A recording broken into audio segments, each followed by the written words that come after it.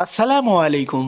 ২০২৪ সালে ২১শে নভেম্বর দক্ষিণ লেবাননে আল খিয়াম শহরে ইসরায়েলি বাহিনীর বিরুদ্ধে হিজবুল্লাহর শক্তিশালী প্রতিরোধ ছিল। আল খিয়াম হল ইসরায়েলি সীমান্তের খুব কাছাকাছি লেবাননের একটি অংশ, যেটা দখল করার জন্য ইসরায়েলি বাহিনী আইডিএফ কয়েকদিন ধরে আক্রমণ চালিয়ে আসছে। এরপর হিজবুল্লাহের শক্তিশালী গোষ্ঠী ইসরায়েলি বাহিনীর অবস্থান লক্ষ্য করে একাধিক ড্রোন ও রকেট হামলা চালায়। এছাড়াও তারা মেটুলা, ইরন এবং কিরিয়াত শমুনা শহরগুলিতে ব্যাপকভাবে হামলা চালায়। এই হামলার মধ্যে কিয়ামের পূর্ব অঞ্চলে ইসরায়েলি বাহিনীর একাধিক আস্তানায় সফল আক্রমণ চালানো হয়, যেখানে বেশ কয়েকটি হামলা নিয়ে ইসরায়েলি বাহিনী ব্যাকফুটে চলে যায়। এই পরিস্থিতি ইসরায়েলি বাহিনীর জন্য একটি বড় চ্যালেঞ্জ হয়ে দাঁড়িয়েছে, যেখানে তাদের পরিকল্পনা ব্যর্থ হয়ে ফিরে আসতে বাধ্য হয়েছে। হিজবুল্লাহর পক্ষ থেকে বলা হয়েছে যে তারা আরও অনেক বড় হামলা চালানোর জন্য প্রস্তুতি রয়েছে এবং তাদের প্রতিরোধের ক্ষমতা